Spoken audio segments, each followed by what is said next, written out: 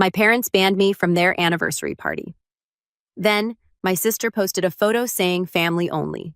So I stopped the mortgage payment I'd covered for years and watched their perfect family image collapse into foreclosure. I'm 32, an architect who's been paying her parents' mortgage for the past 3 years.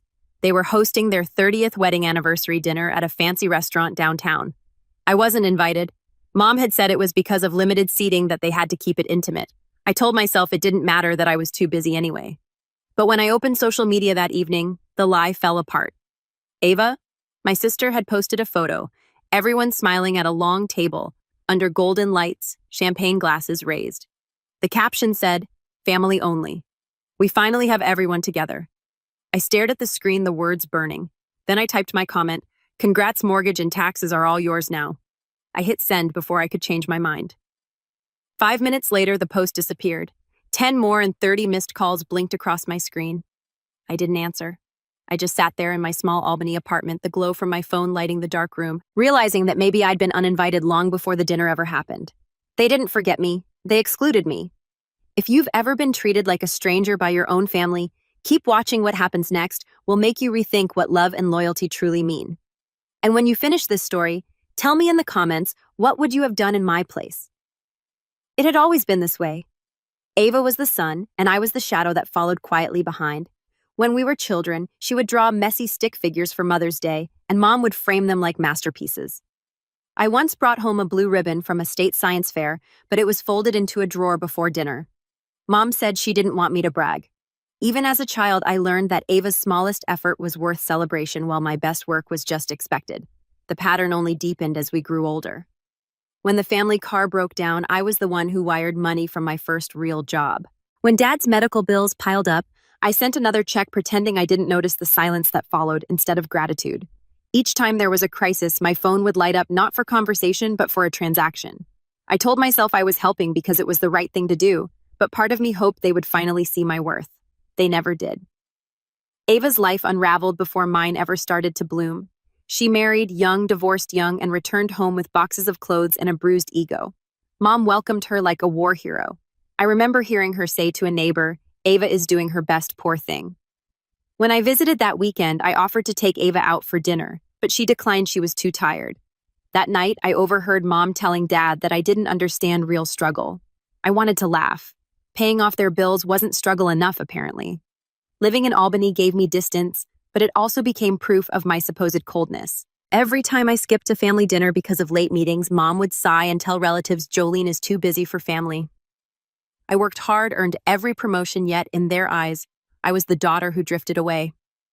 The truth was simpler. Being near them hurt. The closer I stood, the more invisible I felt.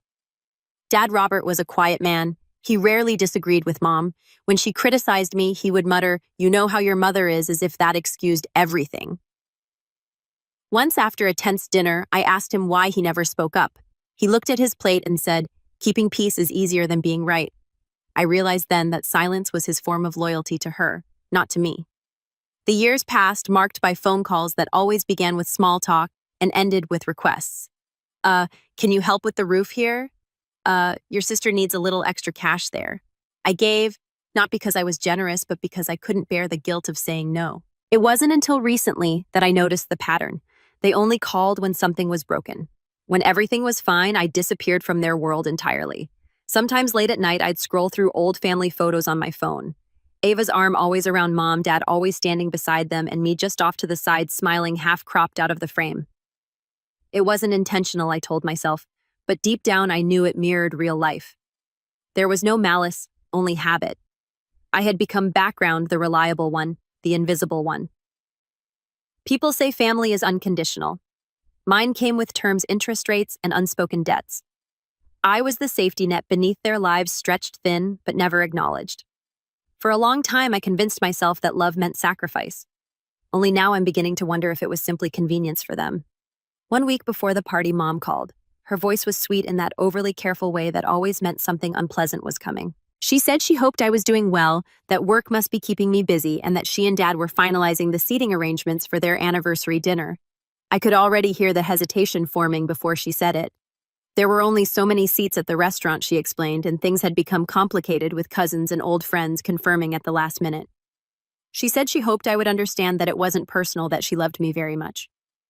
I sat at my desk listening to her voice echo through the speakerphone, half distracted by the hum of my computer. The words didn't hurt right away. They just sat there heavy, waiting for meaning to catch up. I told her it was fine, that she should enjoy the night. She sounded relieved, almost cheerful when she said goodbye. An hour later, a message from Ava lit up my phone. "Don't take it personally," she wrote, followed by a smiling emoji. I stared at it longer than I should have. Ava always had a way of turning sympathy into superiority. The text wasn't comfort. It was confirmation that I had been excluded, and she knew it. I typed a reply and erased it 3 times before finally leaving it blank. That evening at the office, Nina noticed my silence.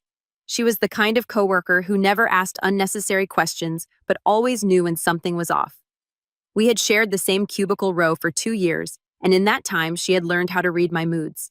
She asked if I wanted to grab coffee before heading home. I agreed, mostly to avoid thinking. At the cafe near the corner, she waited until I spoke first. I told her about Mom's call, about the limited seating, about Ava's message. Nina stirred her drink slowly, her eyes calm but sharp. "They only love the version of you that pays the bills," she said finally. The sentence landed like a pin drop in the quiet air. I almost laughed because it sounded cruel, but also because it was true. Nina didn't say it to be harsh. She said it because she saw what I refused to admit.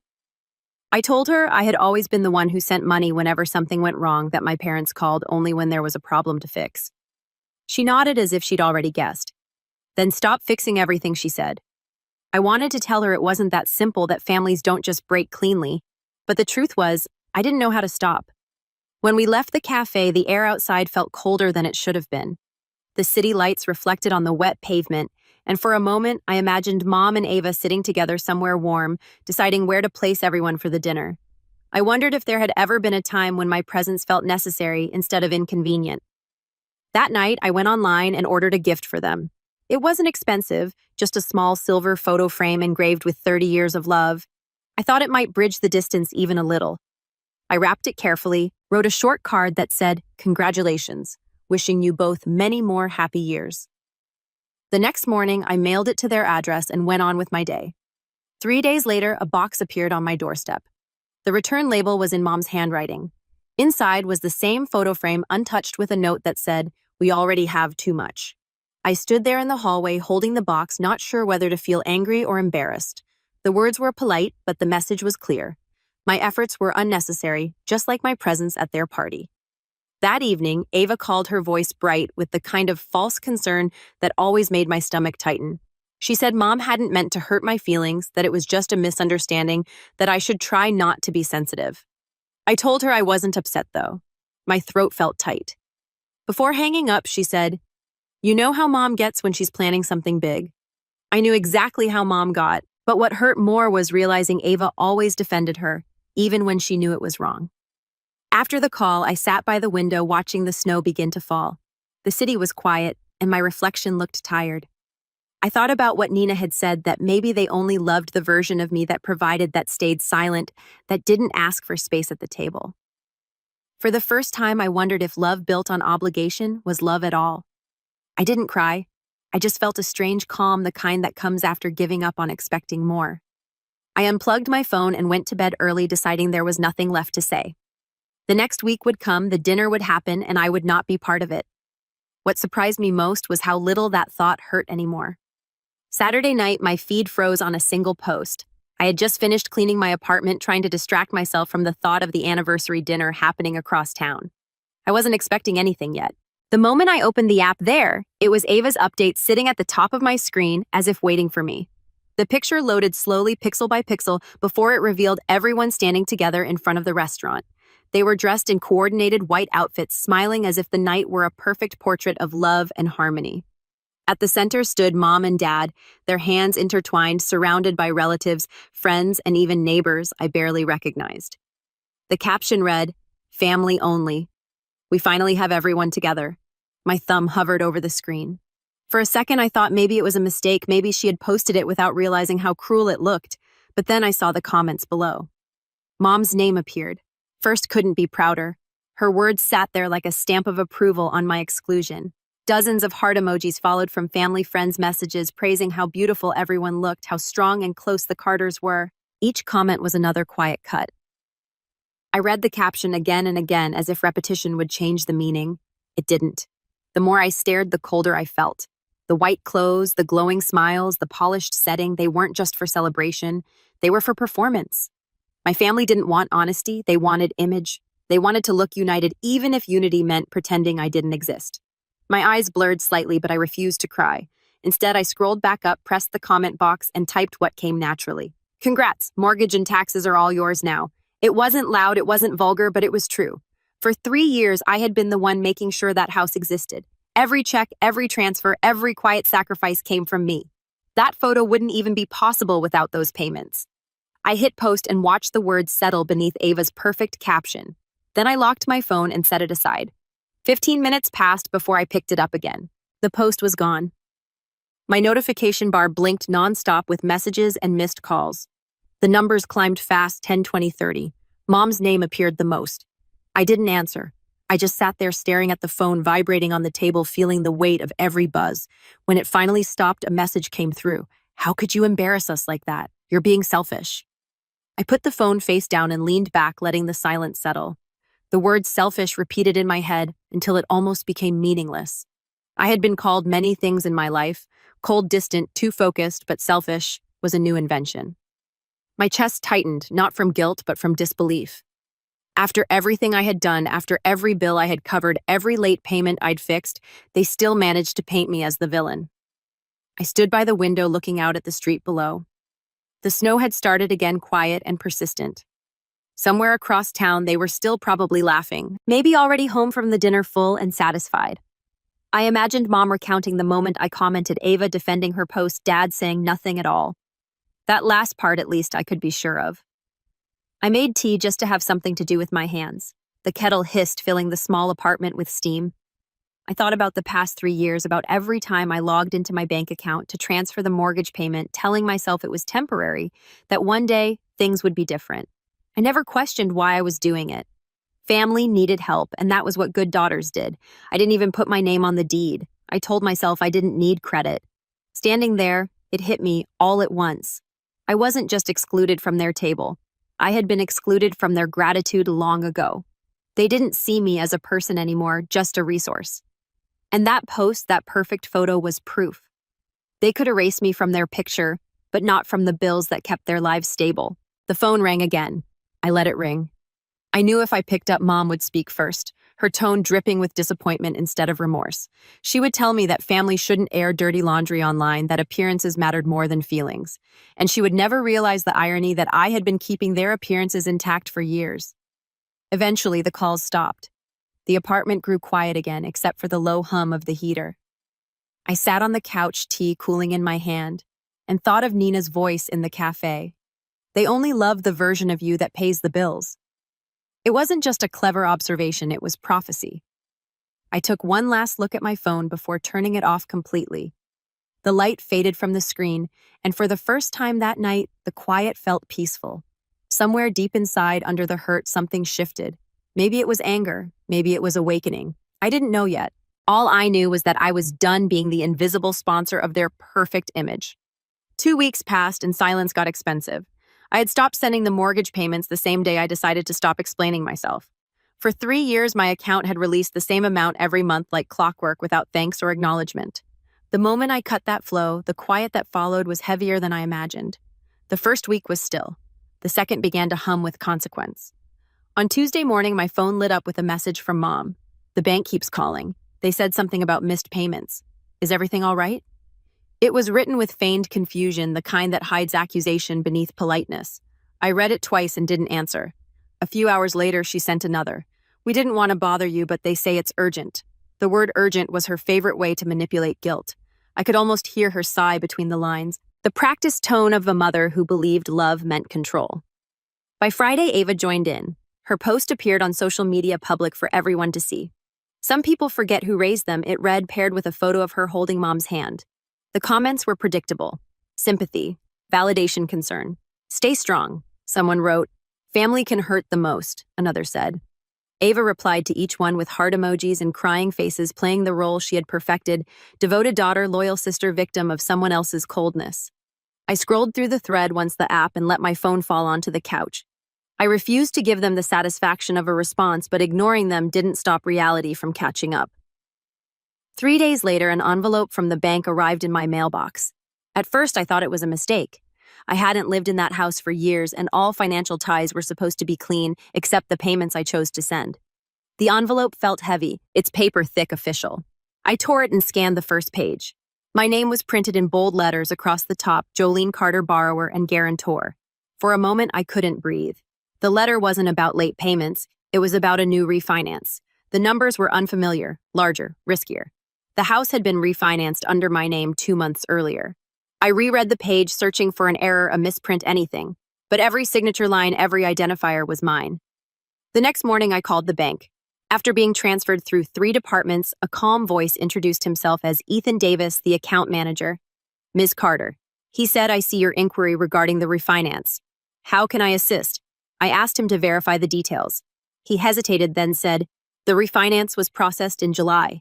The primary borrowers listed are Robert and Evelyn Carter, with your signature authorizing the guarantee." My pulse quickened. "I never signed anything," I said. "Can you send me the documents?" There was a pause before he answered. "We have electronic copies on file. The signature matches prior authorizations. It appears consistent." The word consistent struck like a blade. Someone had used my digital signature, my saved authorization data from prior transactions. I pressed further, asking for timestamps, IP addresses, confirmation of the signing method. Ethan grew cautious. "Legally, I can provide that through a formal request. But if you're suggesting fraud, we can initiate an internal review." The room seemed smaller as he spoke. The air felt sharp. I thanked him, wrote down his name, and ended the call. Then I sat still, staring at the bank statement spread across my desk. My parents hadn't just leaned on my help, they had crossed into theft using the very trust I had built with them as the weapon. The messages from Mom continued. "Honey, we need to talk. Then you're being unreasonable. Finally, you're tearing this family apart." I didn't respond to any. Each message was proof of how their love had conditions attached. It was never about care, only compliance. That night, I found myself scrolling through old emails. There it was, an automated message from the bank 2 months old labeled refinance confirmation. I had ignored it back then, assuming it was spam. The attached PDF now told the full story. The form was digitally signed under my name, using the email and access credentials tied to the joint account I had once shared with Dad for payment transfers. I had left that access open, trusting they wouldn't misuse it. That trust had become their entry point. I printed every document, highlighted every date, every code, every name. The paper stack grew thick, each page proof of betrayal. When I reached the final one, my hands trembled, not from fear but from clarity. There was no misunderstanding left to fix. They hadn't stumbled into this mistake, they had planned it. The refinance required 2 verifications, both cleared within 10 minutes of each other. Someone in that house knew exactly what they were doing.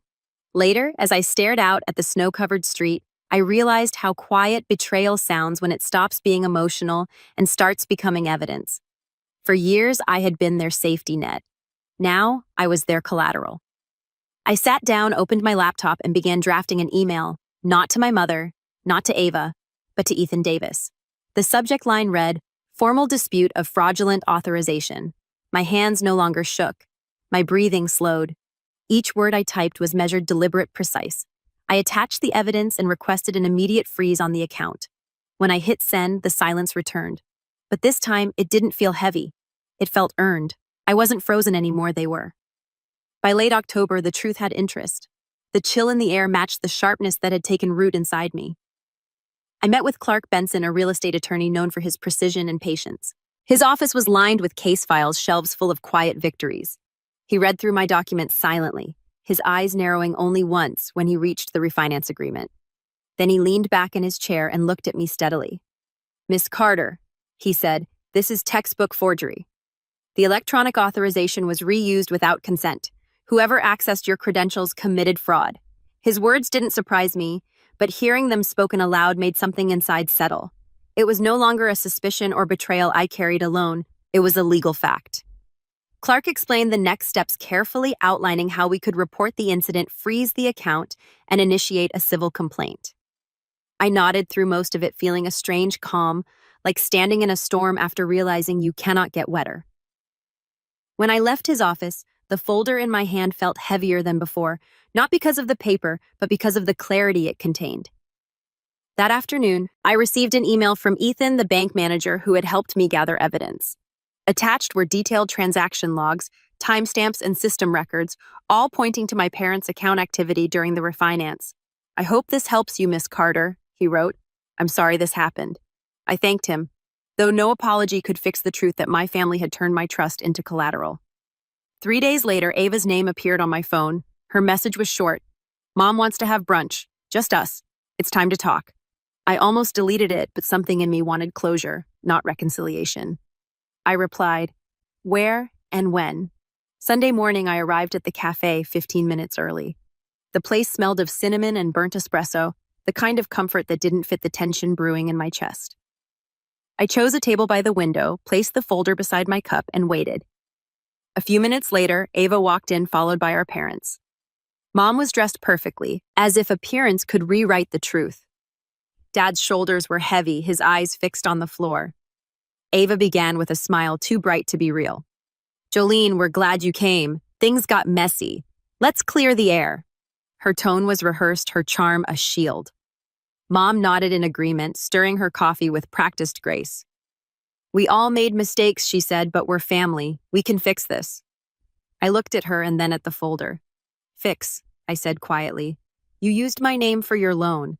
The words fell like glass on tile. Ava froze. Mom's hand trembled slightly. Dad didn't move at all. "That's not true," Ava said quickly, eyes darting to Mom. "You must be mistaken. Maybe the bank." I opened the folder and slid a printed page across the table. My name sat above the digital signature, timestamp, terrified. "The bank didn't do this," I said. "You did." Mom's lips parted, but no words came out. Her face lost its practiced calm. Dad's silence became louder than any confession. I could almost hear the hum of the coffee machine behind us filling the void. I reached into my bag and pulled out my phone. "You want to talk about mistakes?" I pressed play on an old voicemail one she had left weeks earlier. Her voice filled the small space, sharp and pleading. "The bank keeps calling, Jolene. We need your help. You know we can't lose the house. You'll take care of it, right?" The color drained from her face. Ava's expression hardened as if anger could undo proof. "You didn't have to go this far," she said through clenched teeth. I met her gaze steadily. "You didn't have to steal from me." Mom finally whispered, "We only did it to keep everything together for the family." I gathered the papers back into the folder. "Then keep it together without me." I stood, placed the bill on the table, and added softly, "I've already filed to remove my name from the loan and end all support. The bank and the court will handle the rest."